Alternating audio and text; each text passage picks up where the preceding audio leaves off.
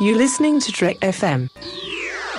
Want to join in the conversation and share your thoughts on this episode? Join the Babel Conference, our listeners' discussion group on Facebook. Just type BABEL into the Facebook search field, and we look forward to seeing you there.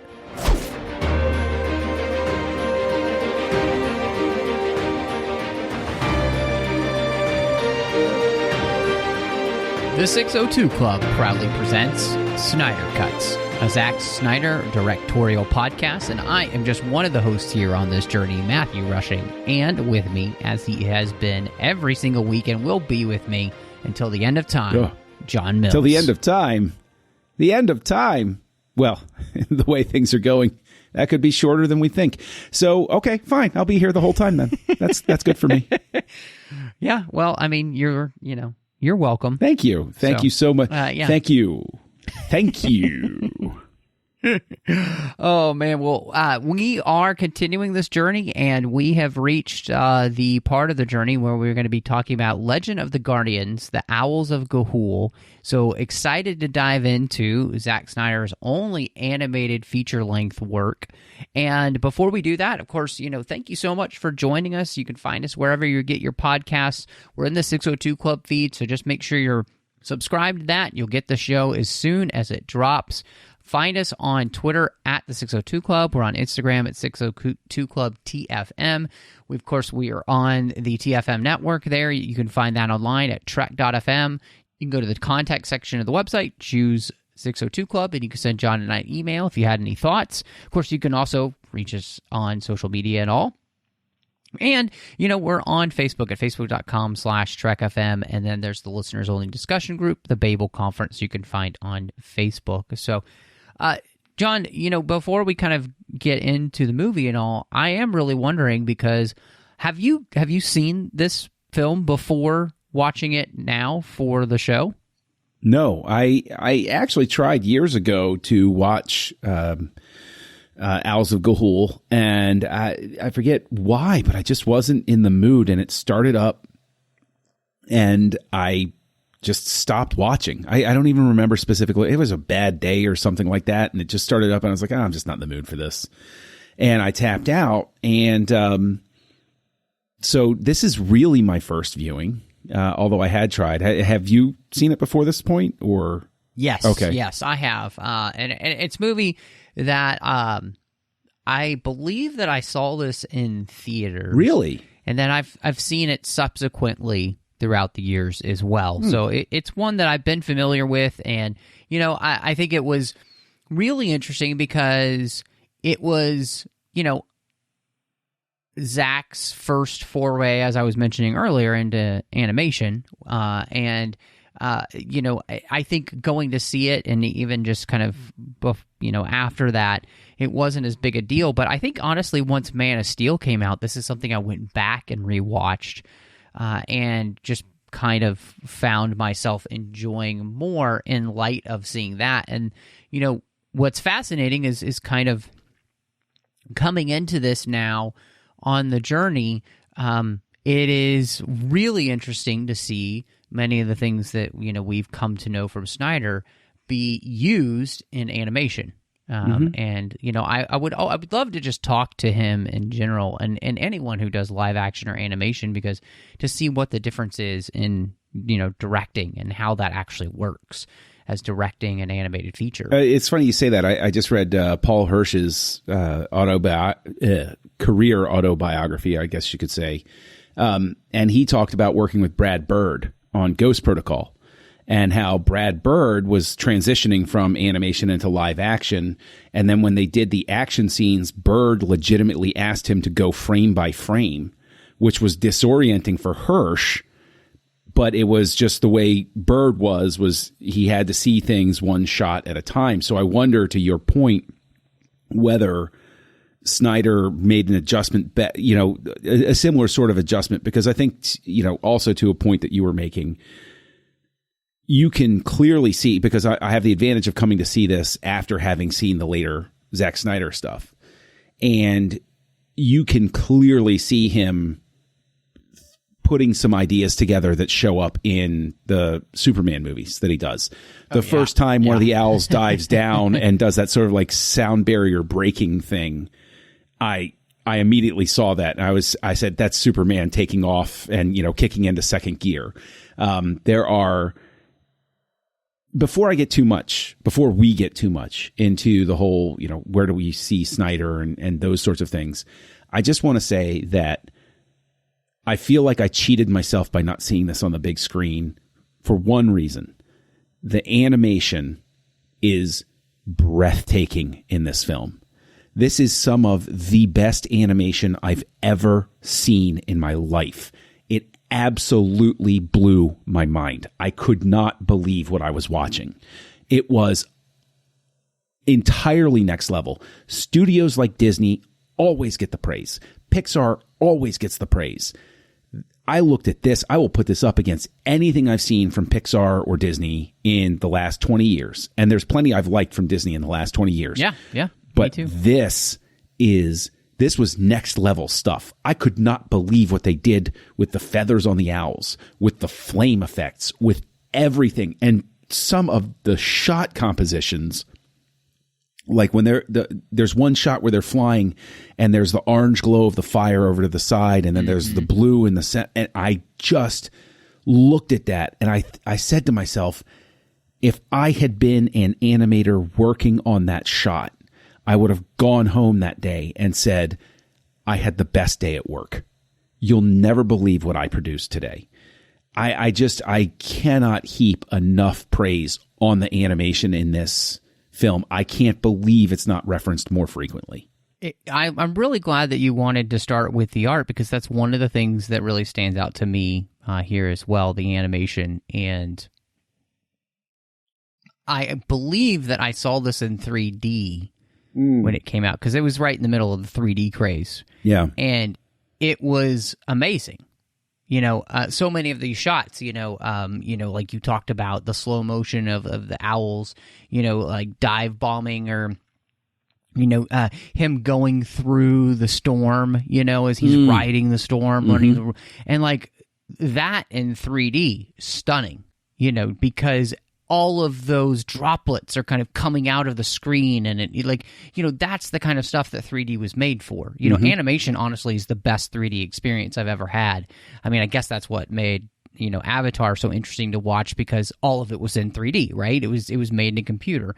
And so this, the same way, has that impact, you know. And I mean, I always loved like Pixar movies and stuff in 3D, again, because it's all natively in 3D. And yeah, absolutely, this is stunning. And coming back to it, you know, having not seen it in a few years, I was really blown away at just how breathtaking, like you were talking about the shot composition, but just the choice in color palette. Like they chose to saturate this movie beautifully. Like it is saturated in a way that makes you want to be in that place, because all of the landscapes look stunning, especially the ones, you know, that we're supposed to be drawn to, like the original village of the owls, you know, at the beginning, or, you know, when we get to the Guardians of Ga'Hoole, you know, when we get to those owls of Ga'Hoole and their massive tree in the middle of the ocean, the shots right before they start flying over the ocean, you know, and those cliffs, you know, and the step work that they did with the rocks and everything. I mean, like it's so full of detail. It's so full of life, and the characters are the same way. Yeah, I mean, this movie was released over 10 years ago, and it still looks as good animation-wise as a lot of the things just coming out now. I put it up against anything. I'm dead serious. I would put this animation up against anything. And I think also you know, you mentioned essentially the performances. This continues, I think, Snyder's track record here of always getting incredible performances out of people. And he proves that it works for him in voice acting direction as well, with the actors here and the actresses, because these voice performances are are amazing. Like they bring, like, it would be one thing to sit there and watch this and say, oh, that's a great movie. But I actually believed these characters existed because of that art and because of the vocal talent. But doubling back on the art for a second, do you think it's possible, because Warner Brothers released this with the very rich and fantastical and sort of pseudo-magical nature of it, do you think that this suffered from the fact that Warner Brothers released it arguably too close to the Harry Potter heat that, you know, everybody enjoyed with those movies? Do you think that this is a movie that didn't get a fair shake because there are elements of this that might trigger some people to think of Harry Potter and just say, it's Harry Potter for owls or something like that? You know, I think that's a really interesting question. And one of the things that, you know, this is a book series. You know, this is a middle grade book series, and it has many books in it. I put it away many times when I was working at Barnes & Noble.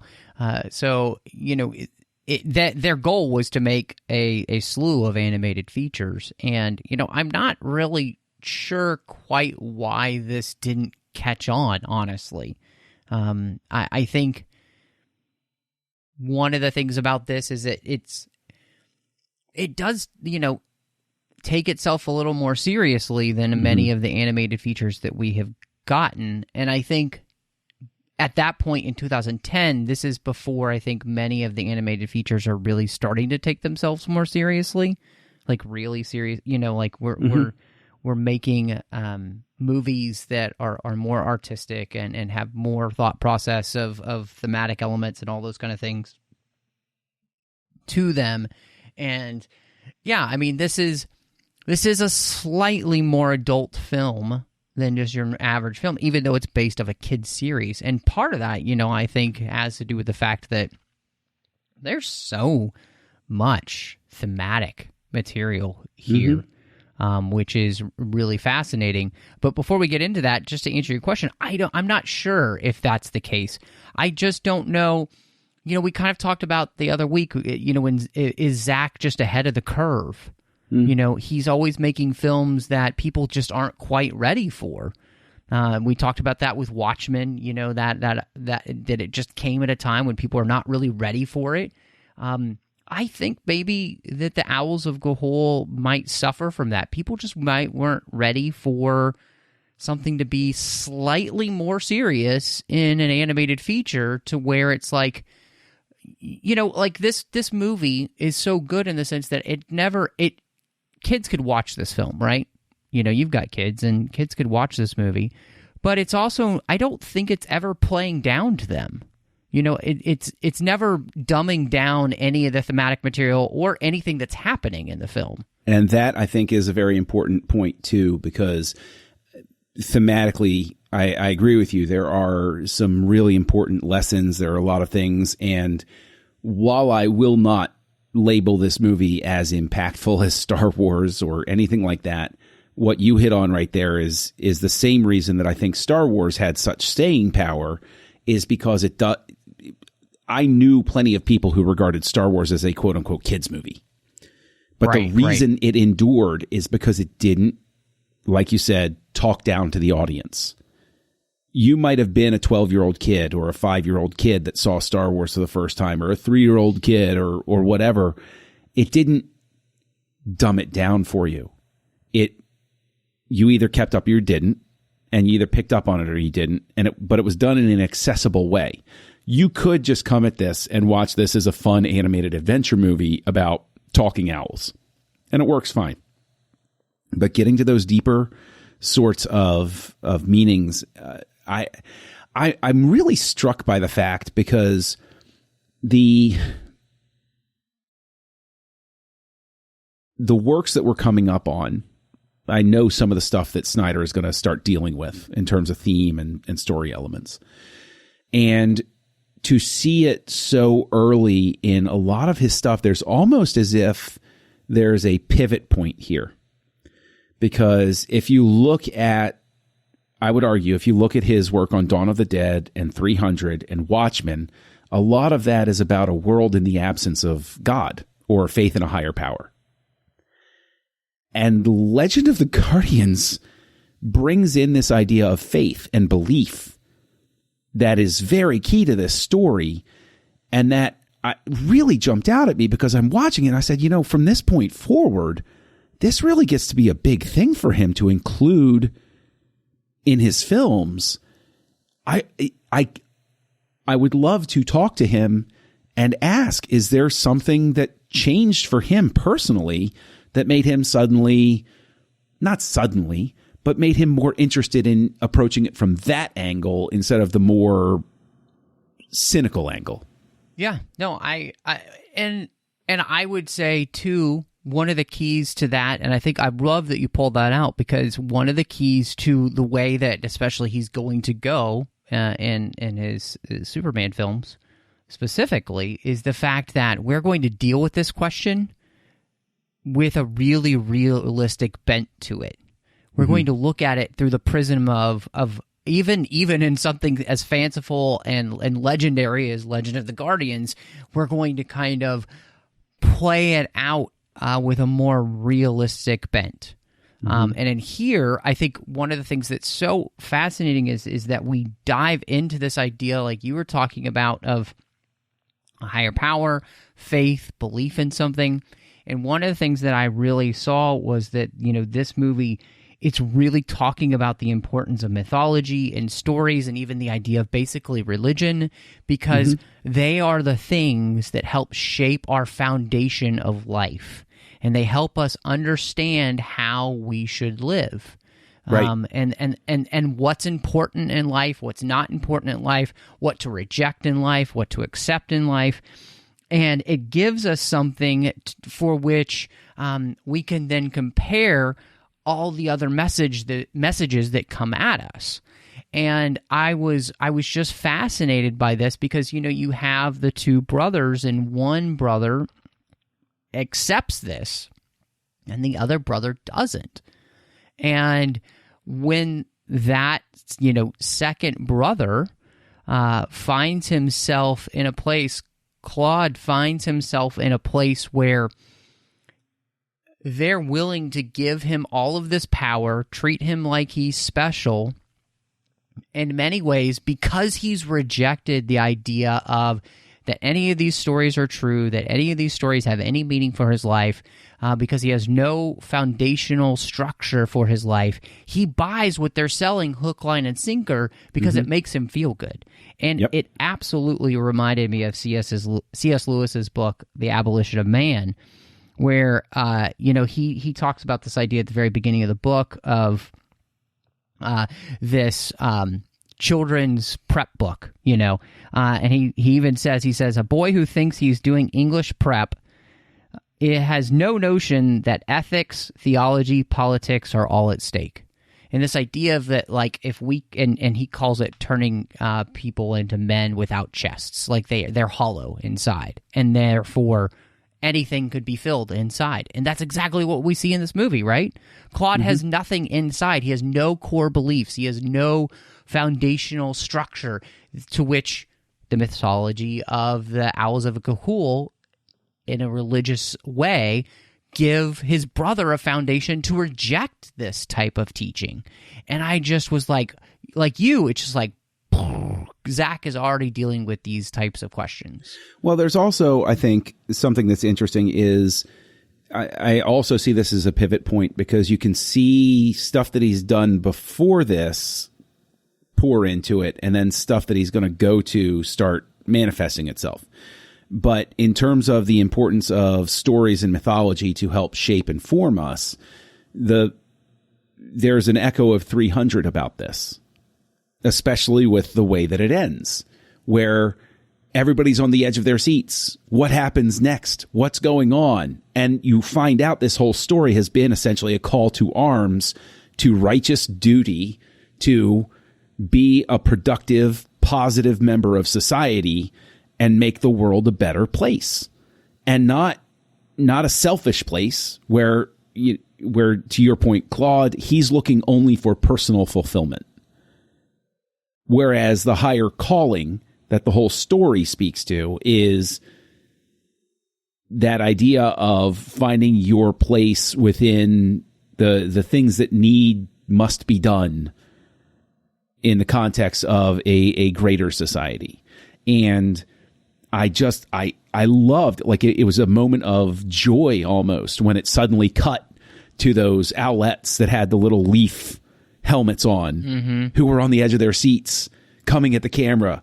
Oh, what happened next? Like, I just thought that was so beautiful. But the first thing I thought of was 300 and all of the troops at the end who've been told this sustaining story to give them a reason and a purpose to go out and fight the good fight.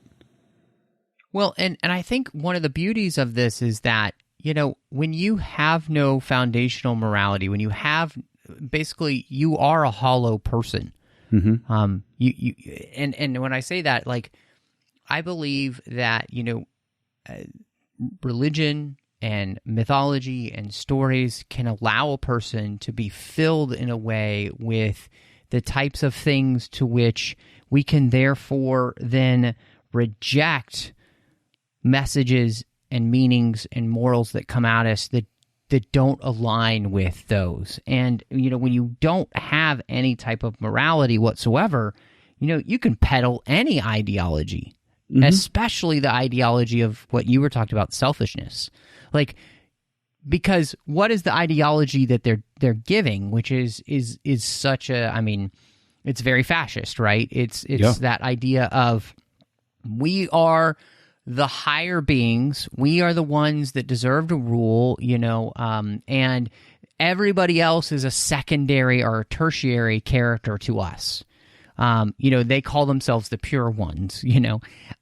Who doesn't want to be called a pure one, right? Who doesn't want to be a part of that and immediately be brought into being special? I mean, it's like Harry Potter and, you know, being a pureblood. It's the same thing. Well, but the thing is that the twist that I like that he has in here, which I'm sure is also from the books, but the twist that's in here that I like is you find out that the purebloods don't have anything to do with actual quote unquote pure blood. There's no racial purity angle to these owls. It's ideological purity.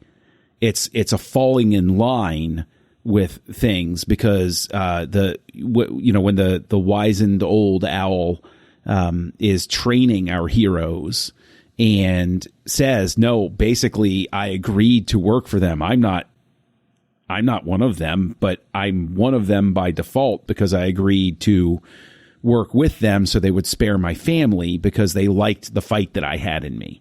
So you find out at that point, and then of course with Claude being brought in, you find out that it's about ideological purity, which is an even more poisonous type of purity than just about any other type that you're going to have out there. That base intolerance of any thought that deviates from the demanded belief set. It's the reason witches were burned at the stake. It's the reason why heretics were stoned. It's the reason why blasphemers were thrown into the leper, like all of that stuff that happened. All of those bad things. And it's not just a religious thing, though. Anybody that sits there throughout history, you can study that it's always the toxic thing. And that the good thing is, when they get to Ga'Hoole, we all have a part to play. You'll find out which part you have to play. What's your skill? What are you drawn to? What can you do? And that's where you're going to find your calling. It's not what we tell you to do. It's what you can do.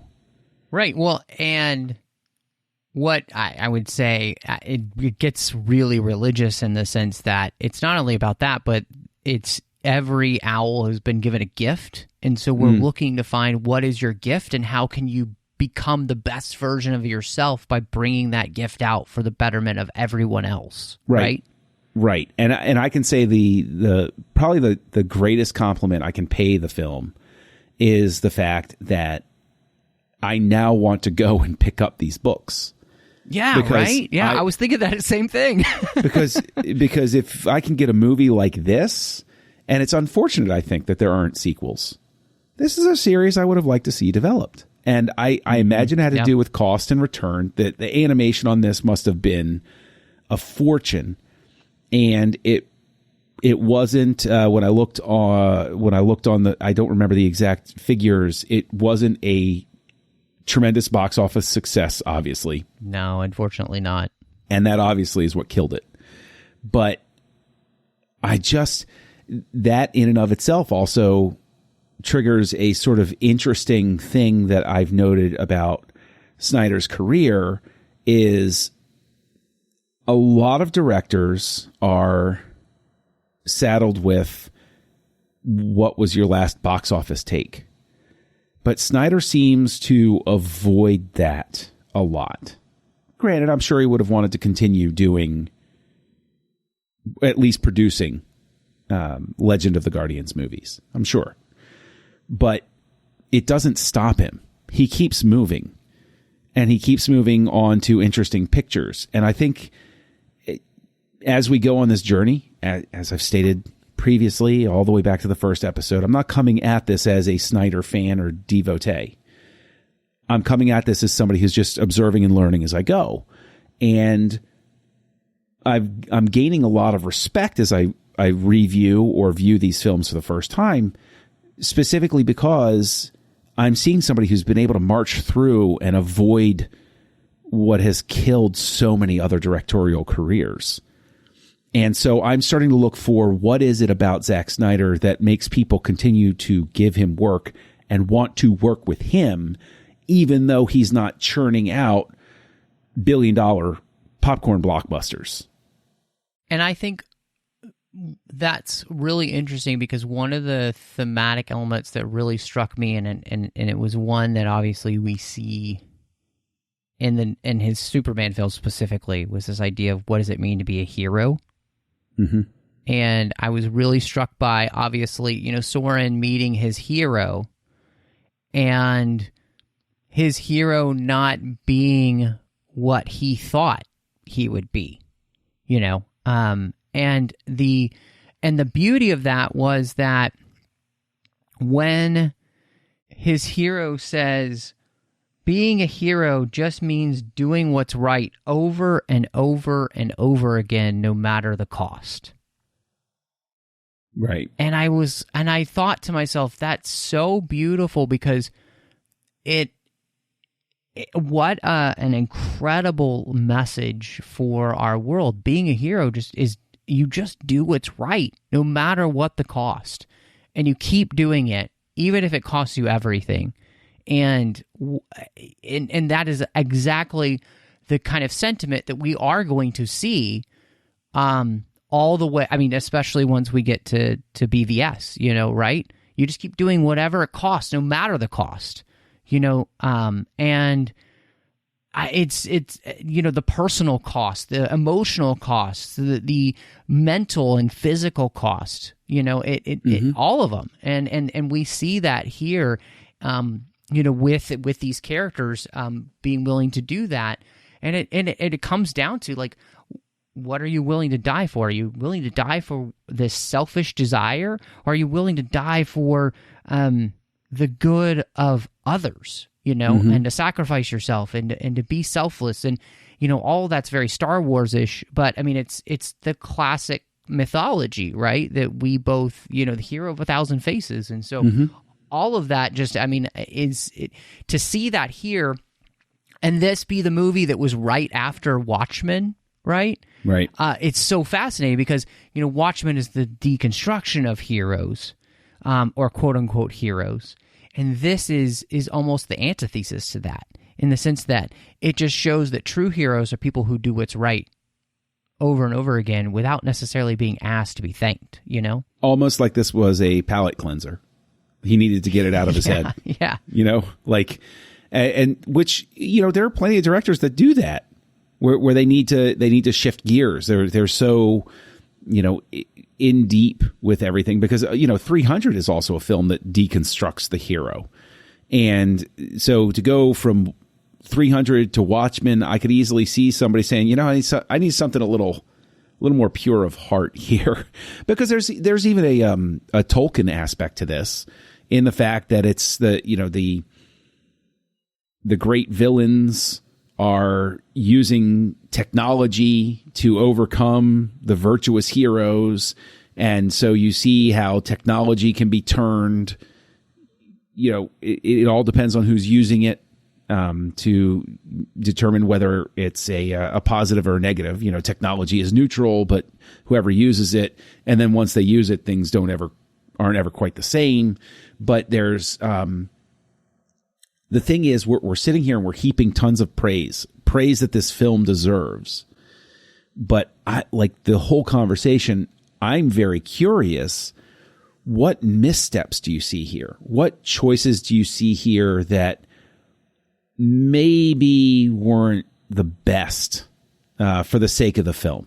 And it's not a knock on Snyder or anybody else that worked on it, but what, if somebody were to say, you know what, give me one or two things you would change about Legend of the Guardians, what would it be? That is a hard question because so much of the movie I'm really drawn to, especially rewatching it. And it had been a while since I'd been back to it. And I remember liking it, but I've in many ways I kind of came to it pretty fresh because I had been quite a while since I'd seen it. And I'm hard pressed, honestly, and not just because I like Snyder or any of those things, but it's hard to find anything in the film that really sticks in my craw where I'm like, I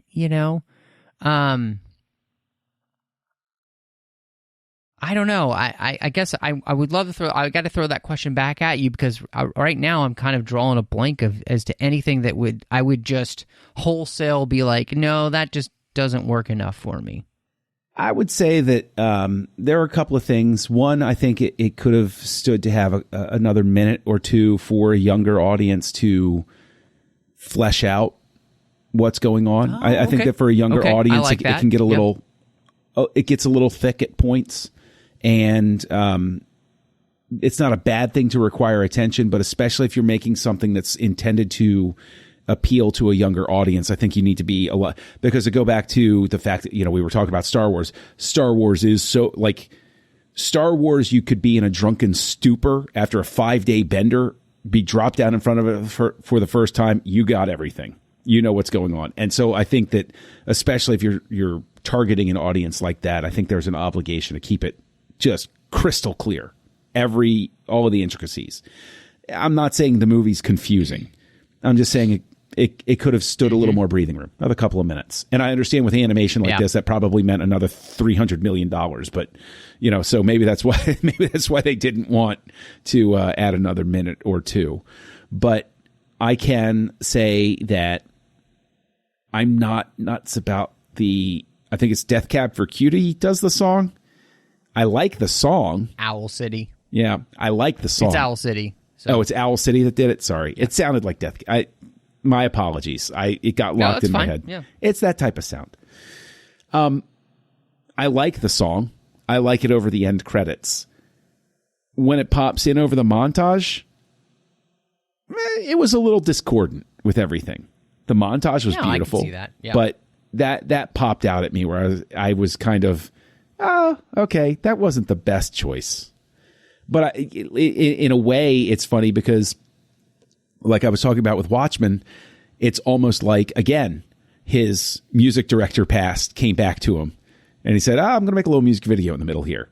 And it's like, it's a great little music video. I would have loved to see that montage set to that song and released as like promotional material.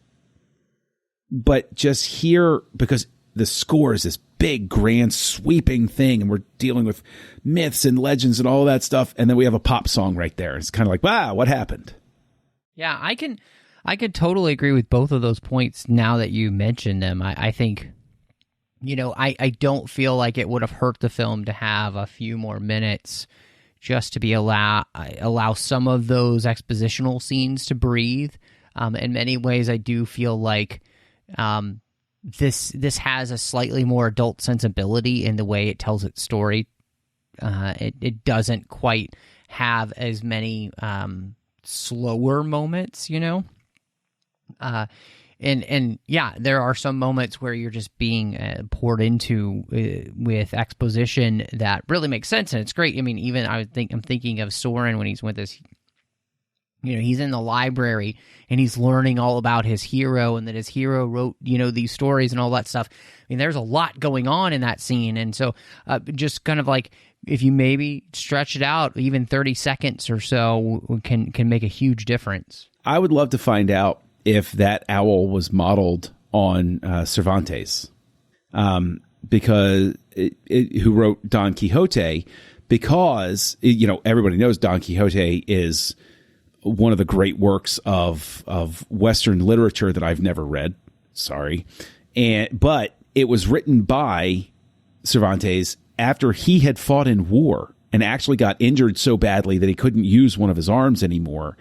And so he was a war veteran that wrote a giant tome about the futility of war. And that character very much he's a great hero who's now a retired writer. Basically, he's a writer, and his lesson to the characters is, no, war isn't good. No, that's something you do if you have to, but trust me, this is not something you want to go out and do. Look at what happened to me. And that was Cervantes' his actual life story right there. Well, and I like that you bring that up because it reminds me of one of the things that you have thematically in this movie, which is the fact that it deals with this idea of that war is not glamorous, but sometimes it is necessary to protect and fight for the things that we believe in, which goes back to like 300, right? Mm-hmm. Whereas that movie is more that war is kind of glamorous, and like you were talking about, it's an anti-war movie and those kind of things. We see the misuse of force in Watchmen here. We talked about last week, and now, in this movie, it is when is the correct time to use force? When is the correct time to go to war? And why do we do that? I think it's really well done because that's an important question. And I mean, when you think about the timetable this movie comes out in 2010, we've been in a couple wars at that point, and so people have been asking those questions at all, and not getting into the litigation of either of those things. But this here, as a film, again, shows us a much like, I bring it back to Star Wars, right? There is a time to take up arms, very much like the original Star Wars, like that the evil is too evil and it must be fought. It's the whole thing of it, evil wins when good men do nothing, right. And so that's the lesson here, but it's not something that should be glamorized, and so, which again, when you think about 300 and the way people can quote unquote take that film, and this, it seems like two opposing messages, but really it's very cohesive. Yeah. I hadn't thought about the fact that we've had 3 movies in a row from him pondering war like that. I hadn't, I picked up on the 300 thing, but I didn't really think of it specifically in the context of war and the message about when to go to war. And then Watchmen, you're right, has that whole thing of when you have the super weapon, you become the bully sort of thing. And that's a really good point. I mean, in a sense, you could say that Snyder is exercising the true cathartic thing sitting in everybody's head at the time. Because our art and entertainment is always going to be a reflection of the society that produces it. At least it should be.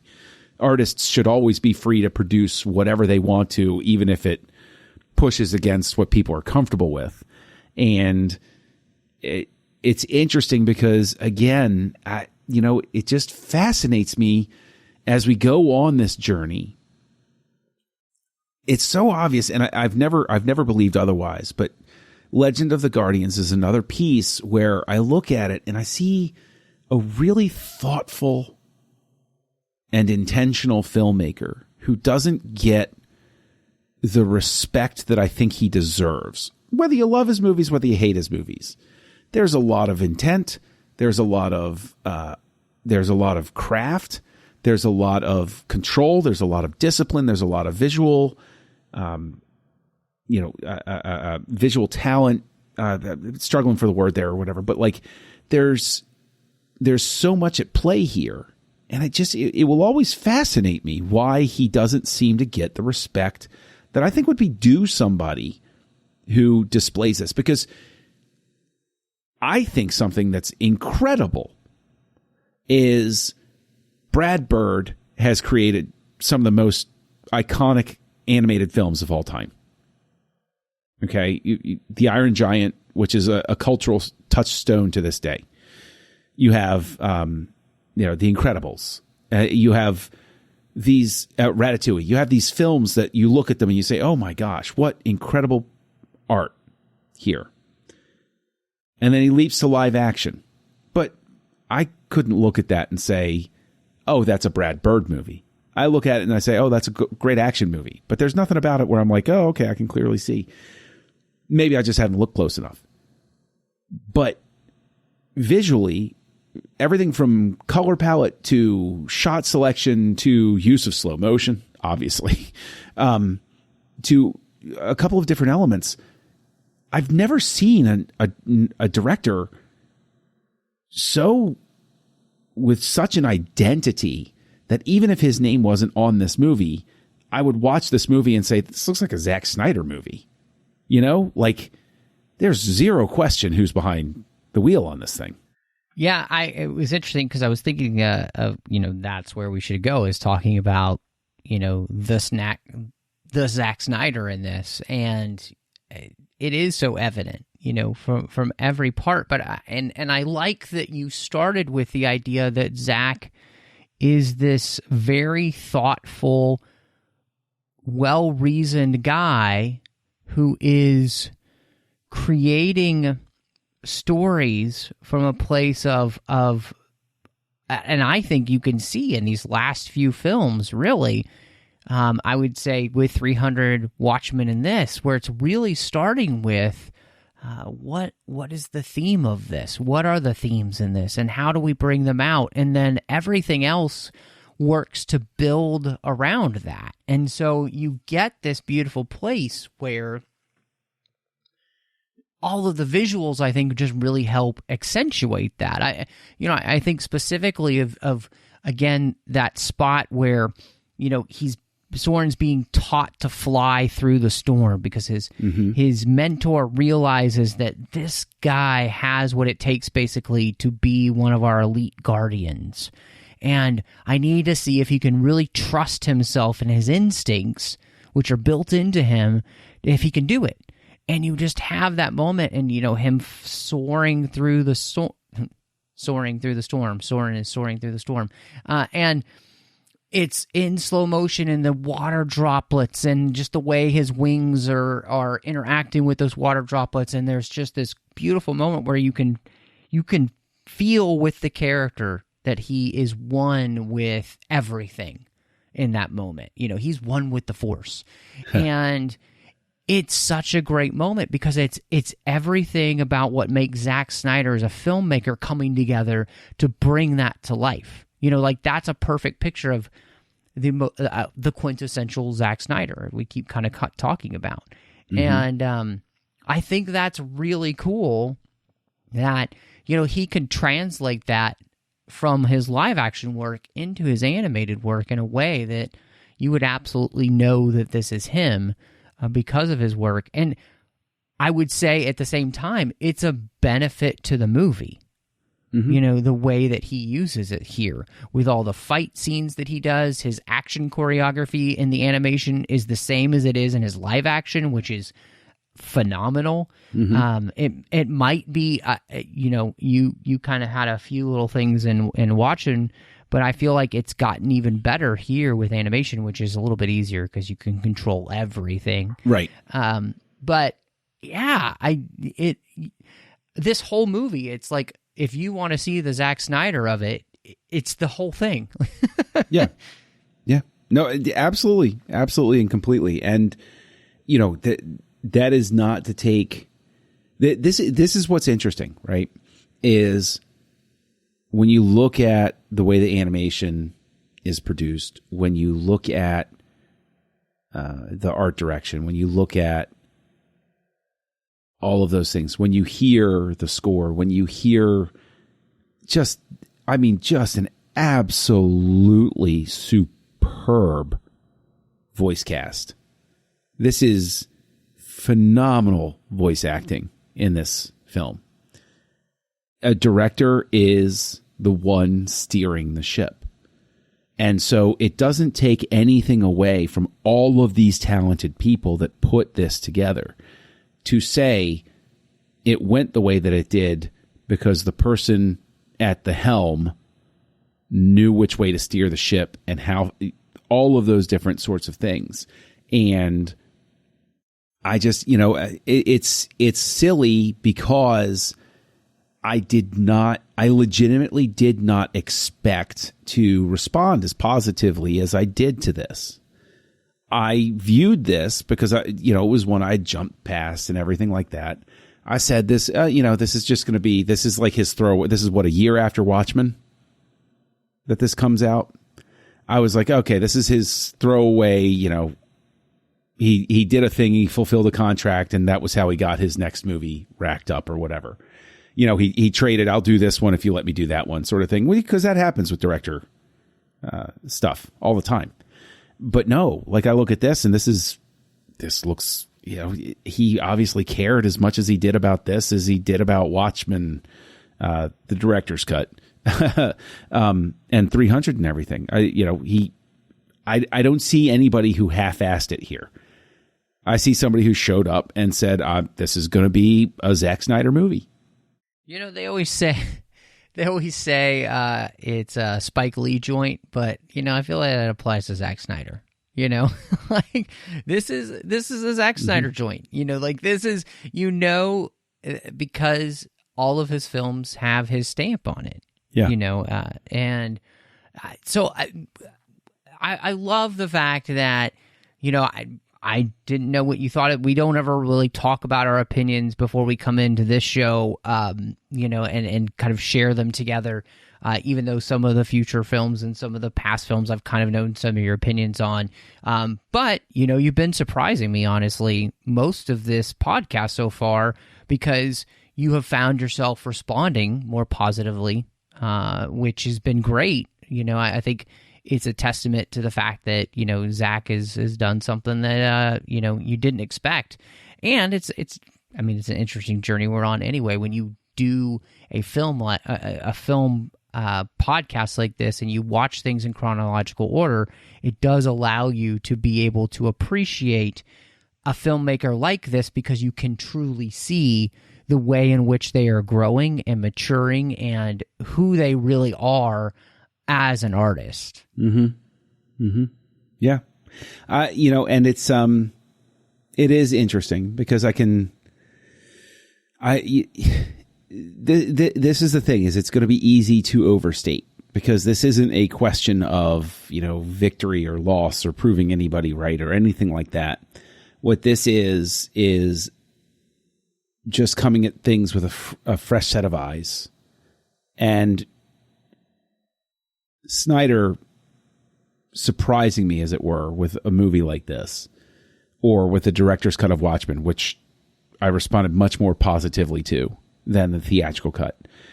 The fact that this is in the context that we're going through this on a march towards a film that plenty of people said didn't exist, that there was no such Snyder cut, but we know is what he wanted to do and what he was building to. I think it just puts it in that much more of an interesting progression, because I know that as I see these things that are his trademark, I'm knowing what to look for when I analyze the Snyder cut of Justice League to see what it was that was taken out of it and what was manipulated and what was truly him that was in there. Yeah, I think that's going to be interesting, obviously, as we get to Sucker Punch, Man of Steel, Batman v Superman, and then finally to his, cut of Justice League, that you can see, and I think this gives us a better appreciation, even myself, going through this process, I'm really seeing just how dedicated he is as a filmmaker to his craft, like from thematic element to, look to feel to character, which you've been pointing out every time, just the performance he's getting, how characters are so important to him. He's obviously doing a lot of research with the characters to make them come to life, especially if they're based on something that, exists before, like 300 or Watchmen. And so I think that's just going to be really interesting as we move into those because, like you said, whether you really like every single choice that he makes or anything, I've come to respect him more for the ability to hone his craft in a way in which, even if I don't like every single choice he's made, I understand why he's making it, in a way better now, just because I understand him as a filmmaker more. So all that said, I think I'm really interested to see then where you fell down with your ratings here for Legends of the Guardians. Well, I can tell you that I am trying to temper my enthusiasm. And I know that that's going to sound weird. But I can tell you that I responded very positively to this overall.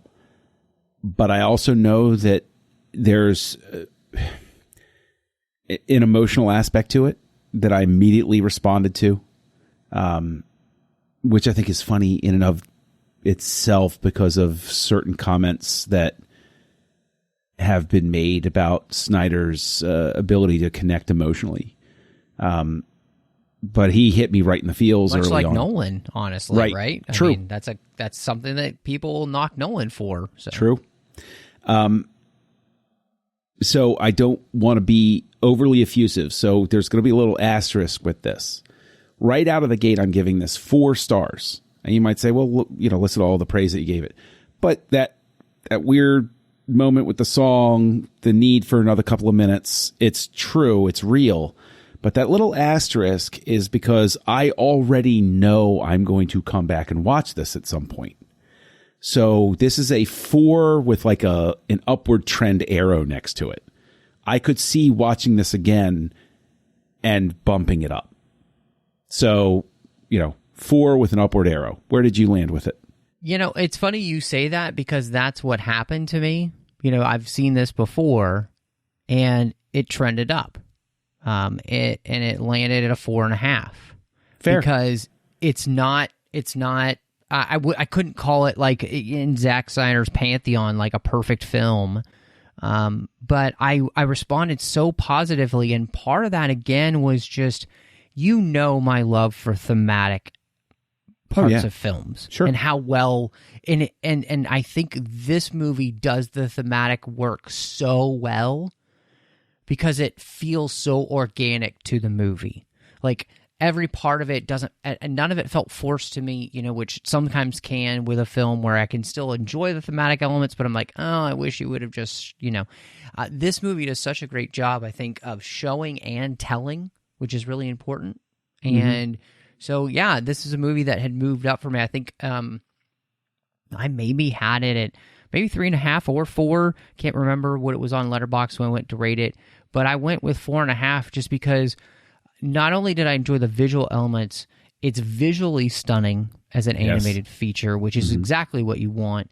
And again, I found myself thinking, man, I'm actually going to be popping this in more often because it's not a super long film, which is great. It's like an hour and a half or whatever.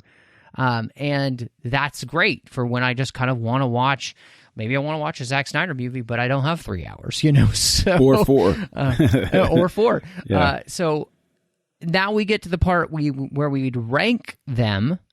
So what do you think the rankings would be? Well, right now the ranking 300 is still at the top.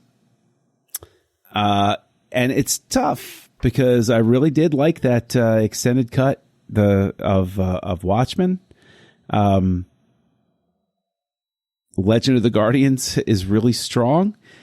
I'm actually going to give the edge to Legend of the Guardians because I'm pretty happy and confident with my 4 for Watchmen, whereas this has the 4 with the up arrow. And so I think that's where I end up with that. And then Dawn of the Dead at a respectable 3.5 down at the bottom there. So 300, Owls of Ga'Hoole, Watchmen, and Dawn of the Dead. We're pretty similar. I'd still say 300. Right now that's the 5-star film. Watchmen's right there, of course, for me. So next is Watchmen, and then it is Legend of the Guardians, which again has right now on Letterboxd the exact same rating as Watchmen. So that's pretty great. And then Dawn of the Dead, which, for me was the big surprise, and we had the same rating with 3.5. So, we're right there in the sense that, we're at that place where it feels like depending on our mood, our ratings could maybe change in the middle there, but it's going to be hard. I'm lying. It's not going to be hard for 300 to be eclipsed for me, but it's... Yeah, it's going to be tough for me. It's going to be hard because that middle is going to get really interesting once we get to, of course, Man of Steel and BVS. So Sucker Punch, which I haven't seen the extended cut. I've only seen the theatrical cut. So I don't know what difference that might make for that film for me. So I can't wait. I've seen neither cut, and I know Sucker Punch by reputation. And it's you not mean the Sonny Bunch reputation? That's the only good reputation point that I've ever heard having to do with Sucker Punch. And I have no idea whether he's just doing a bit. I just, total aside, I was listening to their podcast the other day, the Sub Beacon, and he's like, this is not a bit. People think it's a bit. It's not. He's like, I have the Mondo poster. I went and bought it specifically because I love this movie. That's not a bit. Okay. I'm glad to hear it because it's not a bit for me to have my Star Trek V poster up on the wall. So, hey, I've got mine that you gave me right next to my desk. You can always wind up. Something's always going to resonate. You never know what's going to hit. I'm super fascinated, though, because it's been much smoother sailing through this part of his career than I expected so far. And I think Sucker Punch, I keep waiting for it. I keep waiting for that rough part of the sea when we are going to not see eye to eye. And that's okay because he's winning you over. So by the time we get to Man of Steel and BVS, you're going to find yourself ameliorated and just as happy as a clam, my friend. I just want to put it out there for everybody, just to prepare you guys again. I'm not coming at this from the standpoint of a devoted Zack Snyder fan. So, there are going to be some moments of Matt and me not seeing eye to eye, but as is our trademark, double underline, bold, italic face, we will always be respectful about our disagreements. There will never be any of that catty internet nonsense that unless happens. We're talking about Rogue One, and then that's a different podcast. So, well, yeah, that is a different podcast. Speaking of different podcasts, Matt, that podcast is the one we do about Star Wars called Aggressive Negotiations over on the Nerd Party. That's where you can hear me and Matt on a regular basis. I'm also on a podcast called House Lights, looking at the work of different directors over on the Nerd Party. And you can look for Kessel Junkie, KESSELJUNKIE. Look for me over on Letterboxd or Goodreads or Vero. Those are the 3 places I now prefer to be. But Matt, where can people find you out there in the great internet yonder? Yeah, you could find me on social media under MattRushing02. I'm on Vero and Twitter, all those places. So just search that name, you'll find me. Of course, you can find me here on the network, on the main 602 Club feed, where we're talking about all of the fandoms we love. John, you were just there recently talking about The Karate Kid. And, of course, we are going to be continuing the Rambo series. And we've got some Star Wars stuff coming up. And, of course, we're going to be diving into the Batman films that we've not covered, starting with Batman 66. Yeah, I hear some people out there on the internet excited about that. Bat-Tusi. And yeah, that's right. And then, of course, you could find me here as well doing Larry Checks and the Orb. Larry Checks is about the books and the comics of Star Trek, and the Orb is about Star Trek Deep Space Nine. On the Nerd Party Network, I'm not only doing Aggressive Negotiations with you, but I also do Owl Post with Drea Kaufman as we talk about Harry Potter each and every week, one chapter at a time, and we are legitimately almost done with the series, so it's pretty exciting. But, as always, thank you so much for joining us. This is Snyder Cuts.